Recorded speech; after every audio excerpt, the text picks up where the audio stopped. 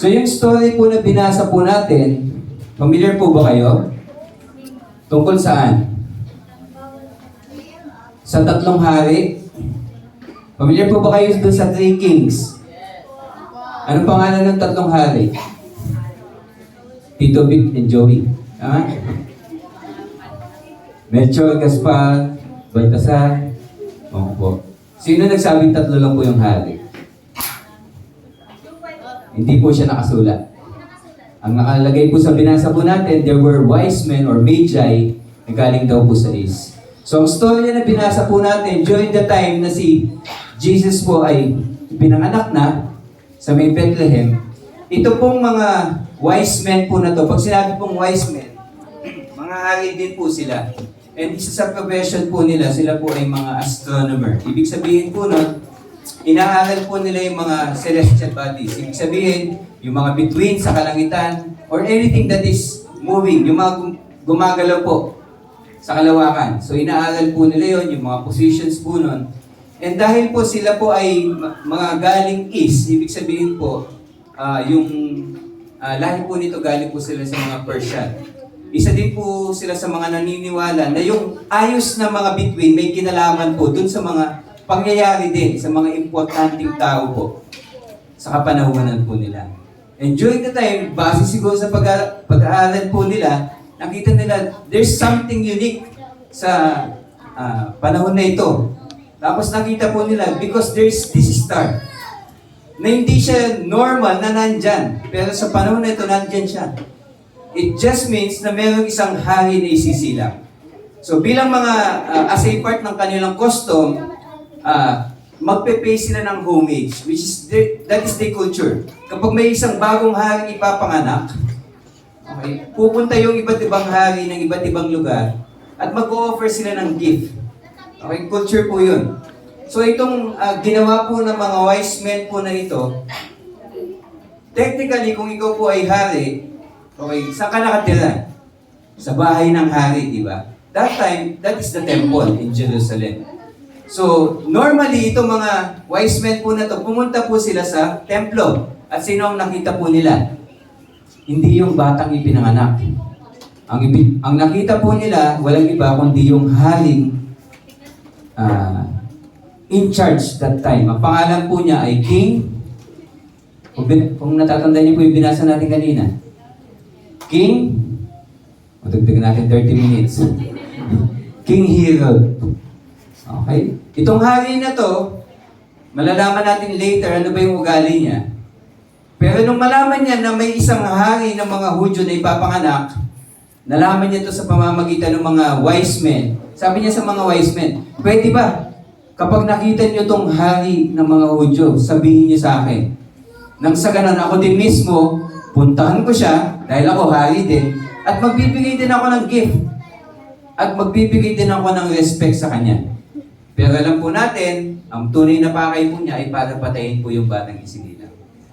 So, fast forward po natin, itong mga hari na to, naglakbay sila, at base sa propesiya, ipapanganak daw po yung bata na ito sa lugar po ng Bethlehem. Okay? Familiar po, Bethlehem? Malalaman natin ang ibig sabihin ng Bethlehem later. So natagpuan po nila yon, yung bata na yon sa pamamagitan po ng isang between. Bisa binasa po natin kanina sa scripture, nung sila po ay maglalakbay na muli, papuntang Bethlehem, bigla na naman pong gumalaw itong star na ito. Yung star. So, every time na nilalapitan nila yung star, lumalayo din yung star. So in a way, naging guidance po yun. Parang nagkaroon po ng isang leader na mag-guide po sa kanila kung nasan man po yung hari na ipinanganak. At sa paglalakbay po nila, mahaba po yun, dumating po yung point na kung saan yung star po na yan, tumigil siya bigla. At pagtigil niya, doon nila nakita yung isang lugar na kung saan nandun po yung sabsaban at doon po ipinanganak po ang Panginoong Jesucristo. So, ang ginawa po nila, yung bitbit po nilang mga regalo, in-offer po nila doon sa batang ipinanganak, binigyan po nila ng ginto, binigyan nila ng frankincense, at binigyan po nila ng myrrh. Hindi ko alam kung ano tawag sa mga yun sa Tagalog, pero pag-aaralan natin later. So after po nun, they pay respect. At hindi lang po yung mga wise men. Pag binasa natin buong story, may ibang mga characters pa po na involved. Pero dahil po doon, naramdaman nitong mga magi po na ito na mission accomplished. At nung sila po ay papauwi, syempre magpapahinga sila. Kasi naglalakad lang naman noon eh. Kung mayaman-yaman ka, may extra ka na kamelyo, doon ka sasakay. Kasi usually ang camel, tagabitbit po yun ng gamit.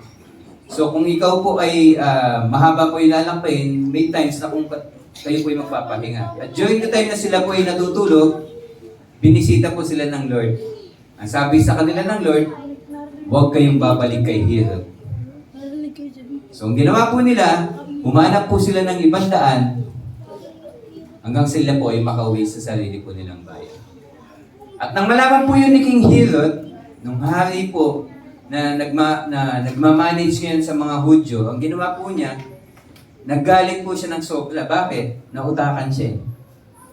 Kasi ang goal niya kung bakit niya tinanong sa mga wise men kung nasaan po ipinanganak yung hari, ang goal niya, papupuntahan niya yun sa mga sundalo at ipapapatay. Subalit, nautakan po siya dahil in-expose ng Lord yung plano niya. So, ang ginawa po niya, nagpalabas siya ng isang utos, kinalkulan niya, based dun sa panahon na sinabi ng mga wise men na ipapanganak itong hari na to sa ganitong panahon. Kinalculate niya at based sa calculation, 2 taon na yung bata. Okay? Kung ang batang hari na to ay pinanganak, base dun sa oras at panahon na sinabi ng mga wise men, itong batang ito ay malamang sa malamang, 2 taong gulang na. So sabi niya, lahat ng batang edad 2 taong gulang at pababa, patayin ninyo. Sino dito yung 2 years old? Imagine niyo po yun. Walang exemption. Even yung mga karatig po na bayan, pinapatay niya po yung mga 2 years old and below. Okay. Ang samang hari, no?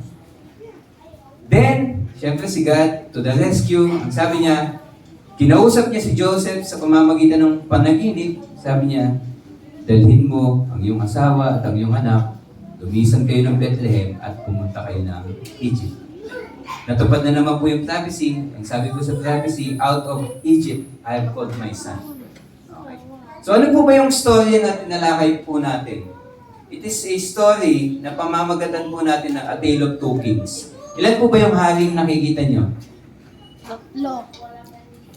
Di ba kayo nagtatanong ba, teacher, hindi ka na ba marunong magbilang? Sa kakapis mo ba, hindi ka na marunong magbilang ngayon? So, 1, 2, tatlo yan, teacher.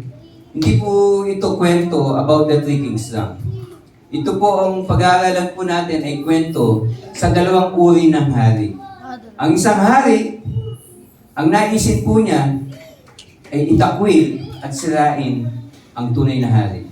Samantalang yung 2 kings na pag-aaralan po natin, meron po silang heart na siya sa atin, alamin, hanapin, hanggang sa matagpuan po nila yung tunay na hari ng mga hari. Ako. Doon muna po tayo sa unang hari. Ang pangalan po ng unang hari na binasa po natin dito, si Herod. King Herod. So sino po ba si Herod? Pag ilalarawan po si Herod, matatakutin po yan at insecure. Sa paanong paraan po? Unang-una po kasi, hindi po siya Hudyo. Ibig sabihin, hindi talaga siya karapat-dapat na maging hari ng mga Hudyo. Nasa lahi po siya ng mga Edomites. Pero dahil po magaling siya politically at magaling siyang magmaniobra ng mga tao, ang ginawa po niya, nagpatayo siya ng mga templo, nagpatayo siya ng mga statwa, ng mga kilalang tao that time at matataas na tao sa lipunan. In a way, nabigyan po siya ng posisyon sa lipunan hanggang sa maging hari siya. Ibig sabihin, magaling siyang kumonekta. Magaling siyang mambuladas ng tao. Nasa politika ka o nasa simbahan ka. Okay? Magaling po siyang magsalita. At nagagawa niya po yung mga bagay na kung saan makakapag-take advantage siya dahil po doon. So long story short, itong hari po na ito, hindi siya Hudyo, pero naging hari siya ng mga Hudyo.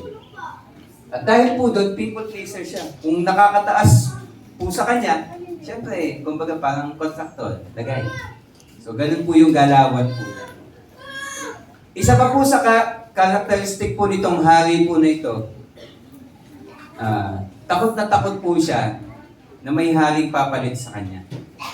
Kasi po, dahil nararanasan po niya yung kasaganaan ng buhay sa pamamagitan ng pagiging hari, even yung power na meron po siya. So lahat ng threat, pinapapatay niya. Una niya pong pinapatay, asawa niya. Yep. Okay? Pinantangan na nangangalun niya, ibinitin.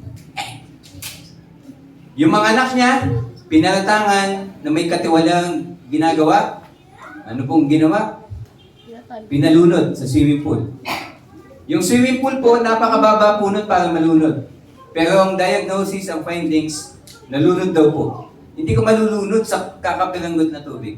Pero ang findings, yan, makakadikit niya yung mga pulis o mga sundalo that time. At dahil hari po siya, kung ano man po yung ipagutos niya, walang makakabali po na. So, pinapatay niya yung asawa niya, anak niya. Even mga religious leaders na taliwas po sa mga saloobin po niya, pinapapatay niya. Actually, dadating yung time, mamamatay na siya dahil sa sakit po niya. Dahil alam po niya na hindi siya gusto ng mga tao, ang ginawa po niya, lahat ng mga noblemen, mabubuting tao, dakilang tao, pinahuli po niya, pinakulong niya lahat. At ang kautos-utusan po niya, pag ako'y malapit ng mamatay, patayin niyo din sila. So ano pong purpose niya? Kasi alam niya, kapag namatay siya, walang iiyak sa burol po niya. O baka nga hindi siya iburol. So para masigurado niyang may iiyak sa burol po niya, sabi niya, pag namatay ako, patayin niyo na din lahat ng mga nakakulong. Okay. Nakikita niyo po kung gaano po siya kasama at insecure po. Kaya po nung marinig po niya na mayroong isang bata na tunay na hari ng mga Hudyo ang ipapanganak, na-threaten na naman po siya. Kaya nung narinig niya yung balita sa mga Magi o yung sa mga wise men, sabi niya, pag nakita niyo siya, sabihin niyo sa akin. Sa ganun, makapag-worship din ako sa kanya. Pero ang totoo, ang plano niya, papapatay din po niya itong batang ito. Okay? So yan po si King Herod. Ano po ba yung katangian po niya? Actually, blind siya in a way. Kasi po, medyo nahihirapan po siya magtiwala sa tao. Pag ikaw po, nakikita mo po ang kapwa mo bilang threat sa kung ano man meron ka ngayon, medyo mahirap magtiwala. Okay? So, bibihira po yung nakakapag-advise sa kanya sapagkat ang tingin niya po sa bawat isa, threat ka po. Pag magaling ka, threat ka. Pag nasa position ka, threat ka. Okay? So, ganun po siya. So, yung blindness po na yon, ibig sabihin, sarado po siya. Ang sentro ng mundo po, umiikot lang sa kanya. Wala siyang pakialam kahit kanino. Basta yung importante sa kanya, masecure po niya kung anong meron po siya ngayon. So, yun po yung kabulagan na meron po siya. Ikatlo, yung frustration po niya. Makikita po natin doon sa story na binasa natin kanina, nung in-expose po ni Lord, yung tunay na intention niya nung kinausap niya yung mga hari o yung mga wise men. Hindi para sumamba, kundi para patayin po yung batang isisilap. Kasi po nung bumalik yung mga Magi, based sa kwento, iniwasan po nila yung daan. Kasi po yung mga wise men na yan, hindi po sila tatlong hari lang na nakasakay sa kamelyo. Hindi po yan. Caravan po yan. Malaki po yan. At ibig sabihin po nun, kapag dumaan po yan sa lugar ni Herod, kitang-kita po sila. Hindi yan parang mga special agent na kaya magtago sa ilalim ng lupa. Hindi sila makikita kapag sila'y dumaan. Hindi po.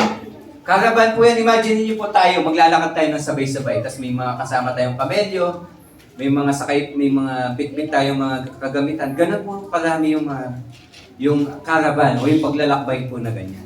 Hindi po siya yung tatlo lang na nakikita natin sa mga patalastas o nadidinig po natin before na itinuturo po sa atin.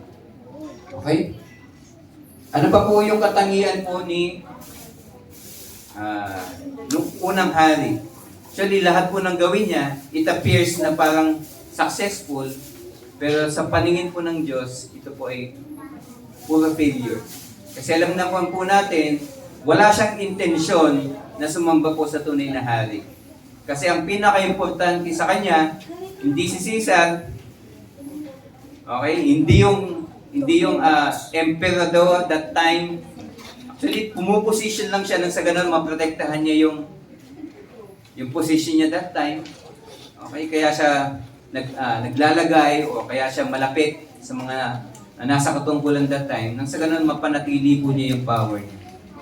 So, ibig sabihin ang sentro po ng buhay niya sa kanya lang talaga umiikot. So, yung definition po niya ng success, anything na may kinalaman sa kapangyarihan ko, kayamanan ko, kasaganaan ko, position ko, yun lang yung successful. Anything outside of it, okay, walang halaga sa akin. Kung threat yun, para sa kung anong meron ako ngayon, kailangan kong sirain. So kaya nagawa niya pong patayin ng pamilya niya at lahat ng malalapit po sa kanya. Okay, yun po yung unang hari. Gusto niyo po ba siya? Sabi sasabihin niyo, ayaw niyo kasi pangit lahat na sinabi ko eh. Pero yun po yung katangian po niya pag inalan niyo po yung buhay po niya at based sa story na binasa po natin. Ito naman po yung pangalawang hari. Itong pangalawang hari na to, nirepresent po siya ng mga wise men na nanggaling daw po sa, ano ba yung isa Tagalog?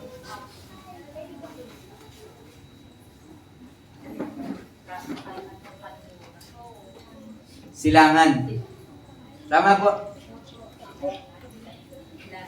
The sun rises from the east, tama? Silang. Silangan. Luran. Kanluran. Bubong. Ay, Ilaga. Ilaga. Timog. Timog. Okay. So, galing daw po sa silangan, pupunta sila sa kanluran. Papunta Jerusalem sila. Okay. Yun yung nire-represent nung second king na pag-uusapan po natin. Hindi specific si Melchor, Gaspar o Baltasar. Wala pong nakasulat na ganun sa Bible. Mga kwento po yun noon. Siyempre, usually, bibilangin mo yung gift eh. Gold, frankincense, myrrh. Baka tatlong hari yun. So, doon po siya diniray. Pero usually, ang journey na ganyan, marami po yan. So, yung wise men na tinutukoy dyan, marami po sila. At kasama po nila yung mga servant nila at yung mga gifts na dala nila. Hindi po yun kakalampot na ganon. Okay? Pag sila po ay maghahandog, maramihan po yun. So the second king na pag-uusapan po natin ay yung mga wise men. Ano po ba yung katangian nila? Unang-unang katangian nitong mga hari po na ito, sila po ay seeker. Sabihin nyo nga po, seeker. Pag sinabi pong seeker, may hinahanap talaga sila. At yung hinahanap nila, okay, based from their heart, is gusto po nilang makita talaga, sino ba tong king na to? Imagine mo, hindi ka naman po Hudyo. Gentile po sila. Gaya po natin, Gentile tayo, hindi tayo mga Hudyo. Okay? Pero ang hinahanap po nila ay yung hari ng mga Hudyo. Bakit? Based sa pag-aaral nila, something is very unique na ngayon lang po mangyayari. Kasi sa isip-isip nila, tayo yung mga dalubhasa sa panahon na to. Scientists po sila in a way because yung astronomy, yung pinag-aaralan po nila, yun yung science that time. So kung ikaw po ay may na-discover na kamangha-mangha, ayaw mong palampasin yun. Sabi nila, there is something very special based sa arrangement ng mga stars ngayon. Kaya po sila po, iniwan nila yung bansa nila, yung tahanan po nila, nag-journey sila. Okay. Imagine niyo po yun, lakad po yun. Wala pong move it, walang grab, walang taxi, walang kabayo. Okay? Wala kang masasakyan. Kung meron man, kung may extra kang kamelyo. Pero iniwan po nila kung ano po kung saan po sila galing para hanapin po itong king po na to. Initially, pumunta sila sa templo, hindi nila nakita at nalaman nila sa Bethlehem daw yun nagpapanganak. So, madali silang pumunta sa Bethlehem. Ano po ba ibig sabihin ng Bethlehem? Galing sa Hebrew po na salita na Bethlehem. Bet po ibig sabihin po ng Bet as bahay. Lekiem ibig sabihin po tinapay. So, Bethlehem is the house of bread. Okay? So, yung ninanais po ng puso nila, okay, nang matagpuan po nila itong batang ipinanganak sa sabsaban, nasatisfy po sila. Why? Kung ano man pong meron sila na tinatawag po ng mundo po natin na worldly wealth, hindi po sila nasasatisfy doon. May dala silang ginto. But they are not satisfied. May dala silang frankincense and myrrh, which are things na mahal din po that time. Hindi po yun mga mumurahin na bagay. Pero lahat ng mga earthly, valuable things na yun, wala pong halaga. Pero nung matagpuan po nila itong batang ipinanganak, okay, nakakain sila. Why? When they saw the true king, the King of Kings, dun sa bahay ng mga tinapay, sa Bethlehem, in a way, finit sila ng ating Panginoon. Dahil siya po yung tunay na tinapay po ng buhay. Tinapay ng buhay. Bakit po sila tinawag na seeker? Because they seek to worship. Yun po yung kaibahan po nila kay Herod. Si Herod, sinisiyasat niya kung nasaan po itong bata na ito para patayin. Pero itong mga hari na to, sinisiyasat nila yung batang ipinanganak para po sambahin. Yun po yung difference sila. Eh, yung pagsisik po nila, galing po sa puso. Si King Herod, nagsisik siya, galing po sa isip at sa takot. Kaya nagiging insecure siya, fearful siya. So, wala siyang pakialam sa bata nito kasi ang batang ito, threat siya. So, ang dapat lang niyang gawin, patayin. So, he is not a worshiper, he is a killer. Tulad po ni Satanas. Okay? So, imagine niyo po, the second things na tinutukoy natin, seeker sila. At dahil po, taos po sa puso nila yung pagsisik po sa tunay na hari ng mga Hudyo. Okay? Ang Panginoon po sinasamahan sila. Imagine niyo si King Herod, kahit na pinalilibutan siya ng mga marunong na tao, okay, kung sa tingin niya, hindi yun beneficial sa kanya, hindi niya tatanggapin yun. Ibig sabihin, salat po siya sa wisdom. Kasi ang merong wisdom lang siya ay yung wisdom na nasa isip niya, kailangan manatili ako sa posisyon. Pero itong mga magi po na ito, itong mga wise men, binigyan sila ng guidance ng Lord. May liwanag po silang sinusundan. Pag sinabi pong liwanag sa Hebrew po ay kaayusan. So ibig sabihin, kung gaano man po kahirap yung journey nila, lagi silang may tinitignan na hope. Minsan po kasi ang hirap po maglakbay na imagine mo, walang sign. Kaya nagdadrive ka, tapos hindi mo alam, malapit ka na ba o malayo pa? Tama ba yung tinatahak mo landas o naliligaw ka na? Pero kapag may sign, 5 kilometers, sabihin natin 20 kilometers pa, at least may hope ka na 20 kilometers na lang. Okay po? So, itong sign po na ito, binigay po ng ating Panginoon, nang sa ganon, maging guide po nila. So, yun yung advantage ng mga tunay na seeker sa Panginoon. Sinasamahan sila ng Lord. At nung itong star po na to ay tumigil po. Okay? Sa ilalim po nun mismo. Okay? Nandun po yung manger. Pag sinabi pong manger, dalawang bato po yan, naka-criss-cross. Tapos nilalagyan po yan ng mga tawag na doon sa mga hindi naman ipa yung hay ba yun? Yung kinakain ng mga alaga po nilang hayop. Kasi yung lugar po na yon, pag sinabi pong manger, kainan po yun. Kainan po yun ng mga animal. Okay? May pagkakataon din na kapag yung alaga nilang animal ay mga anak, doon din po nila inilalagay. Okay po? Yun po yung manger. And on their way home, based on on the guidance na binibigay sa kanila ng Lord, hindi lang nung nag-stop na yung star, syempre wala na silang guide. Okay. Nagbigay ng additional guidance ang Lord sa pamamagitan ng panaginip. Which is hindi siya available kay King Herod, pansin po ninyo. Si King Herod gusto niyang patayin yung bata, wala siyang guidance kay God kasi against siya sa will ng Panginoon. Itong mga magi, because they come to worship the true King, binigyan sila ng Lord ng guidance, even ma-preserve po yung buhay po nila. Naging successful sila sa mission, nakabalik pa sila ng bahay. Sa pamamagitan ng panaginip, kinausap sila ng Lord, naghanap sila ng ibang ruta at nakauwi sila. Ikatlo, na meron itong mga wise men, is yung heart na tunay na dun sa pagsisiyasat po nila, okay, meron po silang yung tinatawag na willingness and missional heart.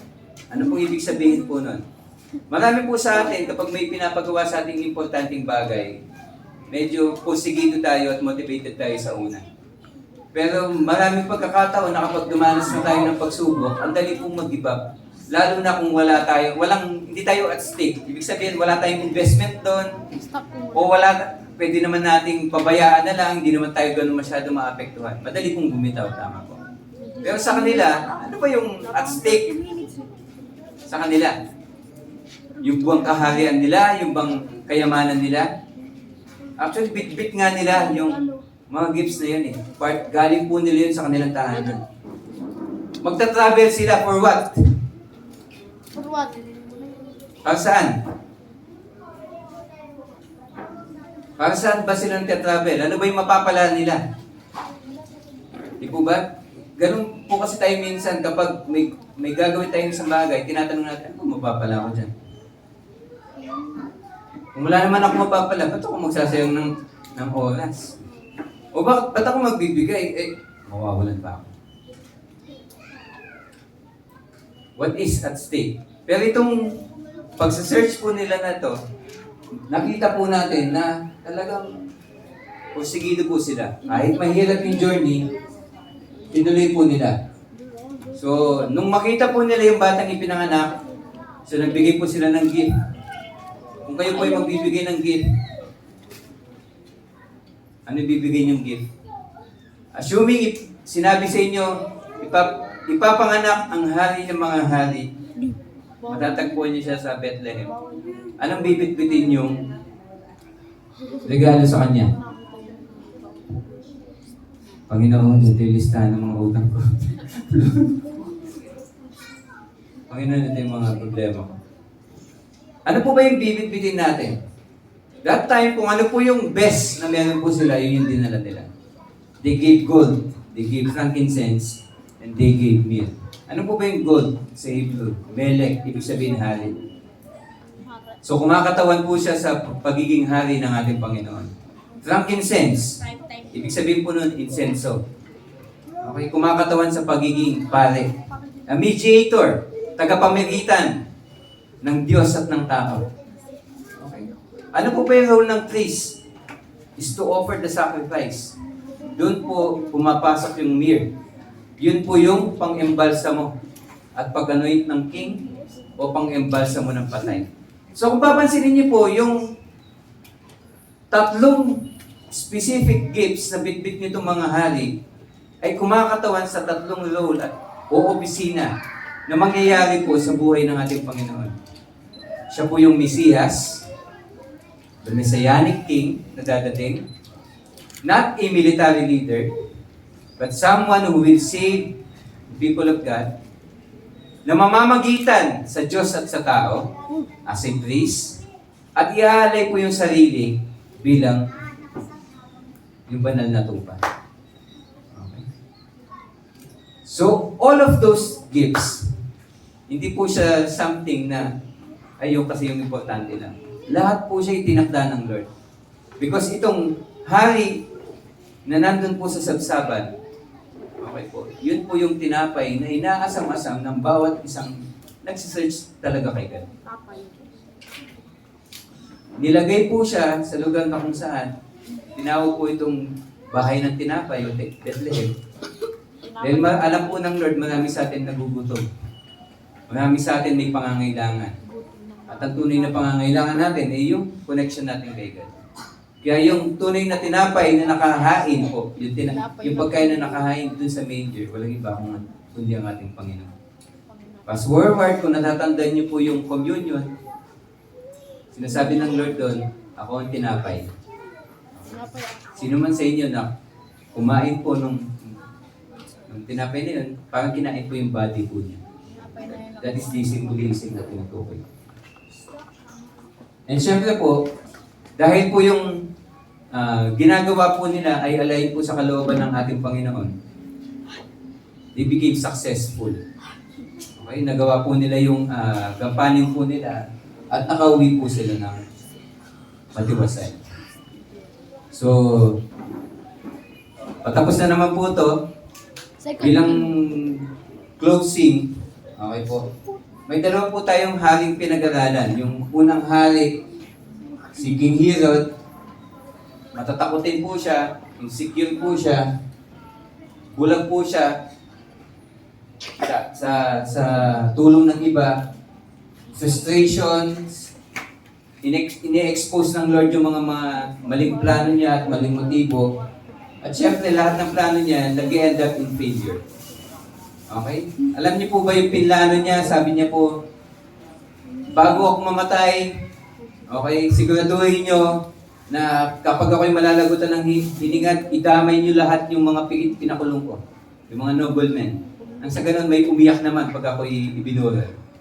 Ang ginawa ng mga tao, nung mamatay po siya, hindi nila pinatay yung mga noblemen na yun, pinakawalan po nila, at nagpiesta po sila. Sa saya, dahil patay na po yung haring pinasusuklaman po nila.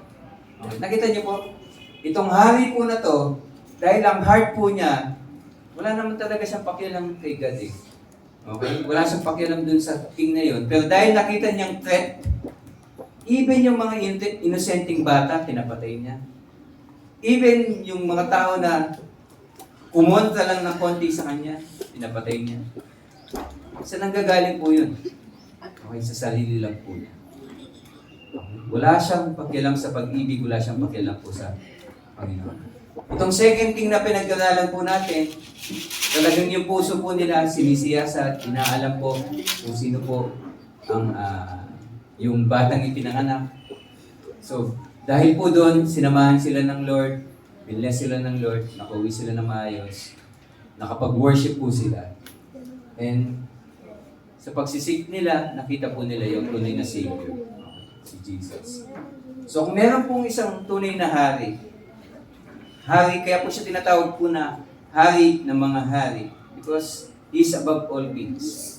Sabi ng Lord, ibinigay niya po yung sanlibutan sa tao. So ibig sabihin, ang sabi niya, that we should have dominion dito sa sanlibutan.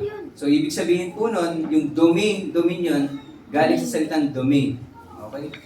Kaharian, ang ibig sabihin po nun. In short, ang bawat isa po ay isang hari, isang ruler. Ang question lang po is, anong uri ng hari ka? Ikaw ba ay katulad ni Herod, na wala naman talagang pakialam kay God? At ang intention mo lang, na malaman ang tungkol sa kanya nung sa ganon, yung mga bagay na gusto mo sa buhay, whether influence, benefits, o yung anumang makakamit mo, yun lang talaga yung intention mo, kaya mo siya inaalam. Ikaw ba ay tulad ni Herod? Or, ikaw ba talaga ay nagsisiyasat na kilalanin po siya? Nang sa ganun, makapagsamba. So yung question po na yun, madaling sagutin na yes, pero yung heart po ninyo, nakikita ng Lord, kaya kayo po yung makakasagot. So with that, inayin niya po ang bawat isa na tayo po ay tumayo at magpasalamat po tayo sa ating Panginoon.